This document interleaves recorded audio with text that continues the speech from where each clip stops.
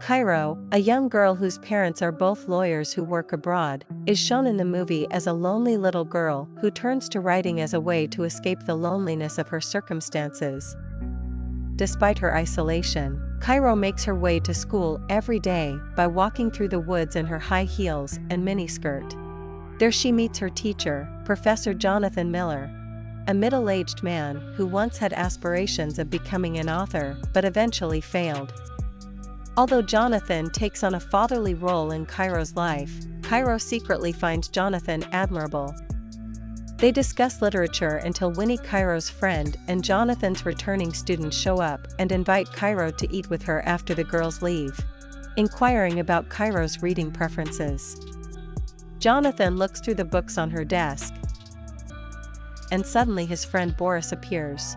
He takes the book Jonathan was reading and starts reading aloud a paragraph that is explicit in a playful way. When Boris notices a book Jonathan wrote, Jonathan is shocked to see that Cairo has his book. Jonathan tries to stop Boris from reading the inappropriate material, but Boris won't listen. Jonathan came home and tried to initiate sex with his wife, but she appeared to be too preoccupied, leaving Jonathan furious. The following day, Jonathan confided in Boris about his disappointing weekend.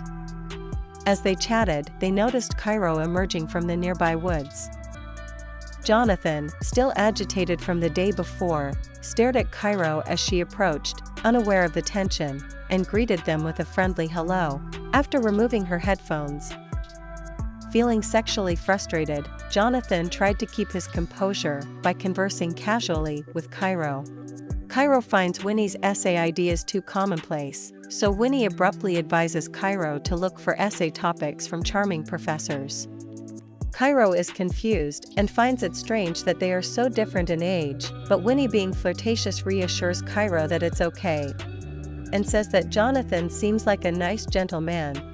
So even though Cairo is initially hesitant, she won't feel uncomfortable going on their first date. As the days pass, Cairo's interest in sex grows, and her desire becomes overwhelming. She constantly looks for Jonathan, indicating that she is attracted to him. One day Jonathan approaches her quietly from behind and whispers that they should meet in his office after class. There Jonathan recognizes her talent and assigns her to write a short story in the style of her favorite author, believing that if she succeeds in this task, she will pass the entire semester with flying colors. The professor also congratulates Cairo on her excellent work in one of her recent pieces of writing. He is impressed by her ability to memorize certain lines from her writing. Cairo sees this as the ideal chance and enthusiastically accepts the challenge. Suddenly, Cairo stuns her professor by admitting that she has read his books, leaving him dumbfounded. She then quotes a passage from his book that she had memorized. The professor is thrilled and acknowledges that the book Cairo quoted was the first he had ever written, which has special meaning for him. Later, they discuss and debate Eliot's poetry, sharing ideas and viewpoints. As Cairo smokes, she offers Jonathan a cigarette, which he accepts. On the first day of school, Cairo chooses to change her appearance. She brings Boris and Miller coffee, and they all appear more at ease as they joke around and share a cigarette. Cairo informs Winnie that although the professor remains silent about her new appearance, she is aware that he later expressed approval of it. Cairo informs Miller that she wants to write her story in the style of renowned novelist Henry Miller, who is well known for writing about love and sex. Although this might not be a good idea because it could lead to problems at school, Cairo changes her mind and believes it could make her story more intriguing. When he accidentally takes Cairo's cell phone, she asks him to return it personally. When Miller arrives at her parents' mansion, Cairo welcomes him in a sexy dress and kisses him in the rain. Inspired, she writes an erotic short story about the sexual relationship between a teacher and a student.